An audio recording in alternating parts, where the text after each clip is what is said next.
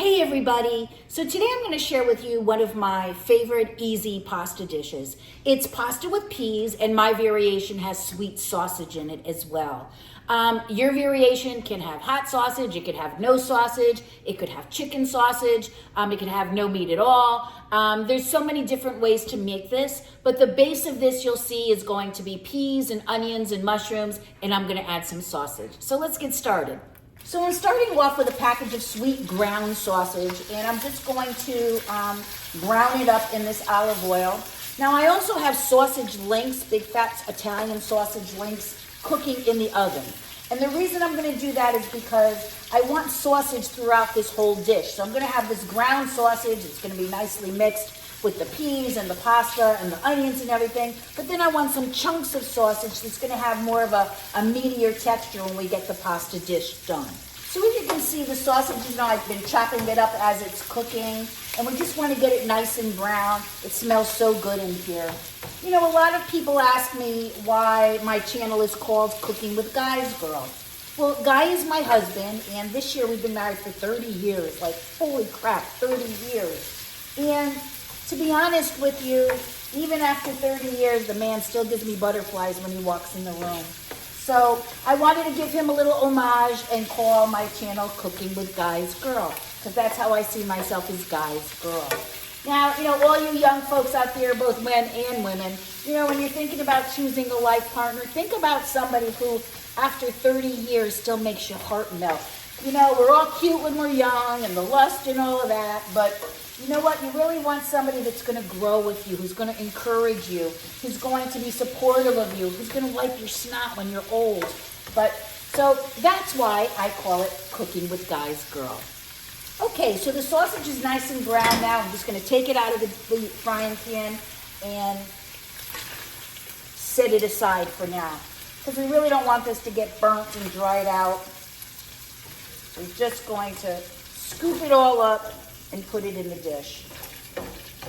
Now, the other reason this is one of my go-to dishes is because, a lot of times if I'm at the gym or, coming home from work, and I really want to make something fast and good, and usually I have these ingredients in the house. So now I still have the olive oil from the sausage, and I'm going to add in, I had red onion in the oven, so I'm going to use red onion. But you can use red onion, white onion, whatever you like and whatever you have. But I put in a big onion because I think onion is really a really good flavor that mixes with everything, especially with the peas and the mushrooms when we bring this all together. So I'm going to salt this a little bit with some garlic salt. I'm going to also put some pepper in here. And I'm going to just share a secret with you that some cooks think is a little controversial. Whenever I saute onions, I add a packet or two of Splenda. Now, you can lose your mind over this. Maybe you want to have, use sugar instead or use nothing at all. But when I caramelize onions, I want that little sweetness in the background of the dish.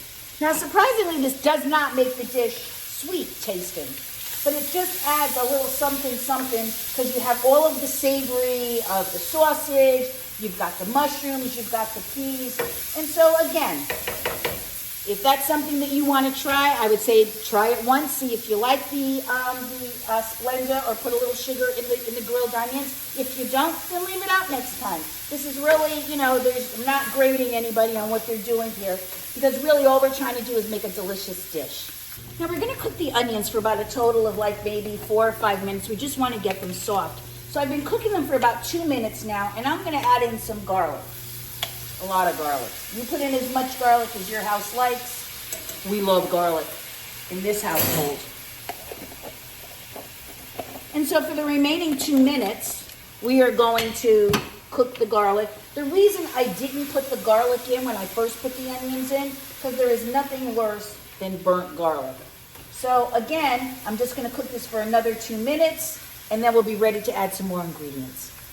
Okay, so the onions are getting nice and soft, the garlic has been cooking and it's browning, and now I'm going to add my mushrooms. So I chopped up a bunch of small portobello mushrooms, or baby bellas, and I made them, bite size, and I'm going to pour them in here. And I'm going to brown these now as well. Now again, there's so many variations you can make with this dish. You know, sometimes I have some family members who don't like mushrooms, so I'll leave the mushrooms out. You know, sometimes I even have family members who don't like peas. So I don't use peas. I'll use like cauliflower or zucchini or something. So there's so many different ways that you can make this, but the basis of this is all basically the same. All right, we're gonna let this saute for a quick minute. Okay, so look how pretty this is starting to look. We've got the red onions, the green peas, the sausage, and the mushrooms, and it just looks so pretty now. So the last thing I'm gonna do is I'm gonna add some chicken broth to this, because when we add in the pasta, we wanna make sure that we have enough juice to make the pasta really good. My spoon keeps breaking. You know what? I think it's time for a different spoon. Get another one. Okay. So now this is all done. The last thing we're going to do is the second to the last thing we're going to do is we're going to take the sausage out of the oven. Remember the sausage links that we're going to add to this. And we're going to cook our pasta, and then we're going to bring it all together. So these are the whole sausage links that I cooked in the oven while we were cooking the peas on top of the stove. I'm going to just take these, I'm going to chop them up because that's how we're going to finish the pasta, with the sausage and the pasta and a little bit of cheese. Okay, so now I'm getting ready to drop the pasta for this, which is going to be the semi-star of this pasta and peas dish. But a couple of things I want to talk to you about when you're cooking pasta. Now, as you can see, my water is boiling really, really vigorously. So that's when you add salt. I've added garlic salt to this. You can add regular salt. But here's the thing. Never, and I mean never, and I mean never, ever, ever, ever, ever, ever, never make pasta without salted water. It is your one and only chance to make this dish good. What happens if you don't salt this water, no matter all of the goodness that we made with the sausage and the peas and the onions, it's going to taste flat. And all of the salt in the world or the Parmesan cheese is not going to fix it. This is your one and only chance to do the pasta right. Now, I am so passionate about this. I have been to restaurants, and I mean really nice restaurants. And trust me, I'm not a trained cook. I'm just a house cook who likes to cook, a home cook who likes to cook. But I'll go and I can tell immediately if the chef in that really nice restaurant hasn't salted the pasta water.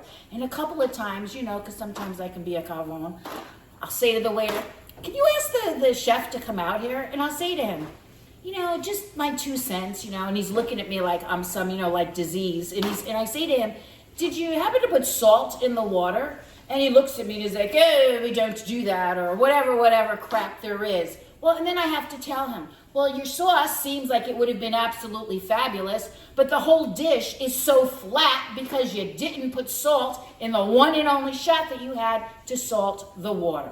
So I'm telling you, my people, salt the water. The second thing, only salt the water when it's boiling. If you put the salt in the water and then bring it up to a boil, you're going to ruin your pans. It'll pit the pans. The salt will actually pit the pans. Third thing, pasta should be al dente. I don't care if you like it soft. I don't care if you like it mushy. It should be al dente. So I always make it al dente. You want to screw up your pasta dish and make it, you know, mushy, that's up to you. And quite frankly, I always go by kind of like the time that it says on the box. This is 10 to 11 minutes, so I start checking it at 9 minutes. So this is boiling vigorously. I'm going to just throw in my pasta. And of course, every time we throw in the pasta, we got to swish it around because we don't want it to stick.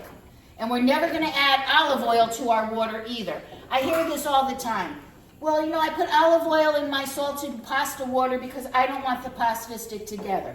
Well, let me tell you what else is not going to stick if you do that. The sauce is going to roll right off of your pasta, so you don't need to have olive oil. Now, I know some of the finest Italian home cooks, they put olive oil in. Knock yourself out. If that's what you do when you like it, to me, it doesn't need olive oil. So, the water's vigorously boiling. We salted it. We threw in the pasta. It said 9 to 10 to 11 minutes. We're gonna check it at 9 minutes, and then we're gonna see what we've got.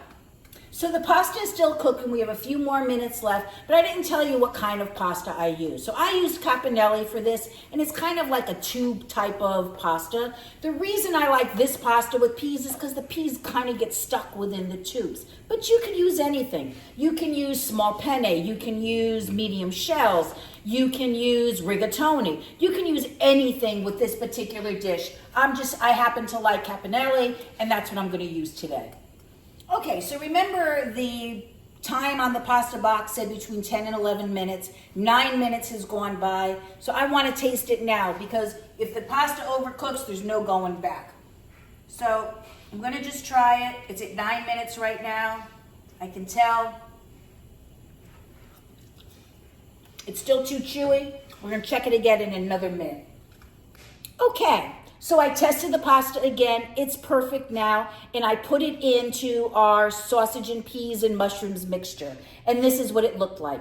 Now I've added Parmesan cheese to the mixture. And this is what our plate is going to look like.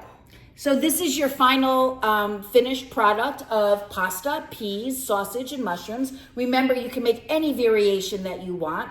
I hope you like this. I am Edie, and you're cooking with Guy's Girl. Enjoy.